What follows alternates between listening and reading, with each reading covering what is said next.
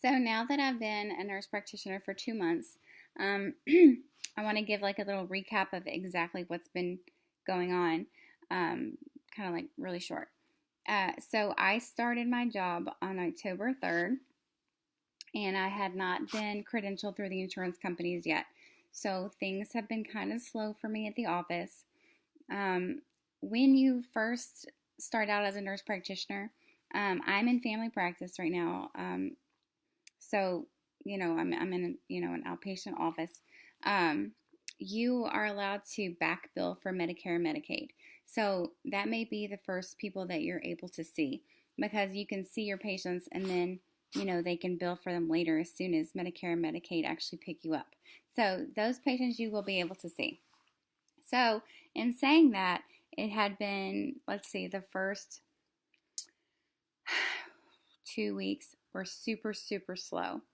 I was only seeing those patients. Then they were like, okay, well, you can start seeing patients on, you know, the other nurse practitioner's schedule. You can see all the sick visits. So that got a little better. And it was just, they were able to let me send it off for a cosign so that they would be able to still get paid for it. So things got better. What I did do during the first 2 weeks, I did take advantage of some time to do some CEUs. Now, these are things to do just like at downtime, just like this time. Even though you've just graduated and you just got your license, your state is going to require certain CEUs that you have at the ending of your 5 years. It's going to be very important to find out what those are. If you have the time now to do them, then I would suggest just getting them out of the way because they're always, like I said, required for your state. I actually was not aware of that, and some nurse practitioners that I talked to didn't know that either. And they're like, holy crap, I've been an NP for 4 years. I didn't realize the state had, specific requirements. And some of those are like domestic violence, HIV, things like that. So stuff you wouldn't think of to take, especially if you're like, say you go into like orthopedics or you go into a specialty. Your mind's not set on, oh, I need to go and take, those kind of CEUs, but your state might require it under your APRN license. So just so you know. So it's a good idea to do that on your downtime and do it at work because you're getting paid. So anyway, like I said, the first 2 weeks were kind of slow. I think I saw, a couple of patients here and there the day. I would do whatever I could do around the office, help the nurse when she was busy giving vaccinations, that kind of thing. And it started to pick up, and it has slowly started to pick up. I've been credentialed through Medicare, Medicaid, and a couple of, I think, 2 or 3 major health insurance companies. So it is picking up. I think I probably see right now, I don't know, 6 or 8 maybe on a busy day patients. Mostly sick visits. I'm starting to get some more chronic care patients. My specialty here, we specialize in lifestyle medicine. So I do a lot of the obesity counseling and stuff like that. That is kind of part of my specialty there. Bariatrics and stuff like that. I mean, I have kind of a background in that, so I do that a lot. But your first, let's see, it's been 2 months now, and I'm still only seeing like 6 or 8 patients, and most of them are still on the other nurse practitioner schedule.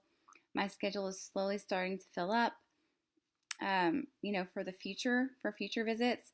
But all I can say is that hang in there, do what you can do to make yourself useful, especially if you found someone who's willing to wait for you as a new grad. Try to learn as much as you can possibly learn from some of the other nurse practitioners, or if, the doctor or whoever is in your practice, to try to make yourself useful. Shadow if you can. I did shadow for a couple of days. It was kind of more of like an annoyance than anything, I think, for me and for them, because I wasn't a student anymore, and it kind of felt that way. So once I kind of just saw how the swing of things was going, I kind of didn't do that and that was okay with everybody. And I did focus a lot on getting some stuff wrapped up and done, especially since it's close to the end of the year, and I had CEU money that I needed to use. I submitted all of, everything that I could for, my licensing so that they would reimburse me for that. So don't forget about that. Your licensing, more than likely, that will come out of your CEU money. So just something to think about for later when you are doing that. Your first with your DEA and all of that, I think it was almost $1,600 for my DEA, my licensing, my exam, and all of that. That is what it cost that they would pay for a licensing wise. I got $2,500 worth of CEU money from this job. So, next year or the year after, like whenever I have to renew, I have to think about, okay, I have to make sure that I subtract my licensing and stuff from my CEU money, and you may have to also. So, anyway, just make yourself useful. Learn as much as you possibly can. Listen to everything that's going on around you. I have a really crappy like EMR system that was really terrible to learn. It took some extra time trying to figure that out, set up some test patients and things like that. So whatever you're doing, don't make them regret hiring a new grad. Don't sit there and pick your nose. Do whatever you can to stay busy.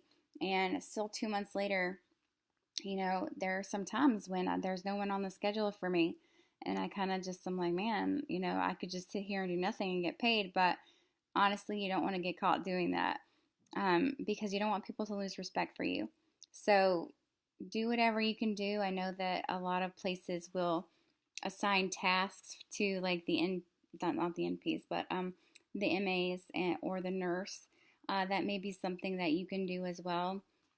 Just always ask. They may tell you no, but at least you're asking to help people in the office because, they can get overwhelmed too. You never know. If you have one nurse in the office and you've got 3 providers and then all 3 of your patients, need the flu shot at the same time, it's going to back everything up. So just look out for things like that.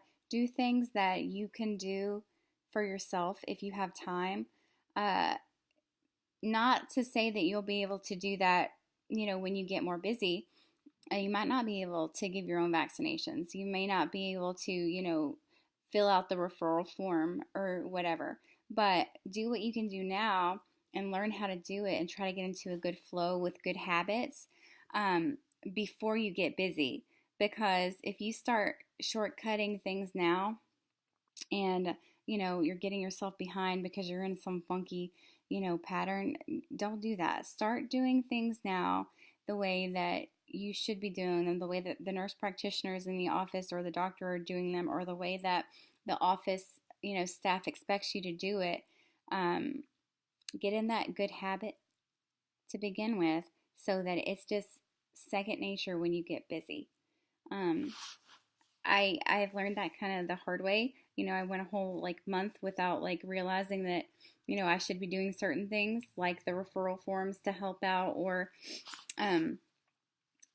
just certain things that I wasn't doing. And now I'm trying to play catch up and get that as part of my routine. And I wish I hadn't. So there are a lot of things that I have figured out over the past 2 months. A lot of stuff that I may have, I wish I had done differently or that I've learned, like pre-ops or Coumadin or things like that, which I'll break down in really short videos because I have a short attention span and I'm sure a lot of you do too. You don't have 20 minutes to sit here and watch me talk every time. So that will be kind of like where we're going from here. I just wanted to fill you on how it's been the first 2 months. I mean, it is a little slow. Some days are crazy. Some days I'm so exhausted, because you have some really, confusing or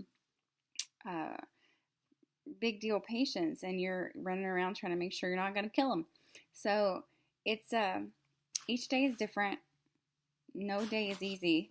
Some days are just easier than others.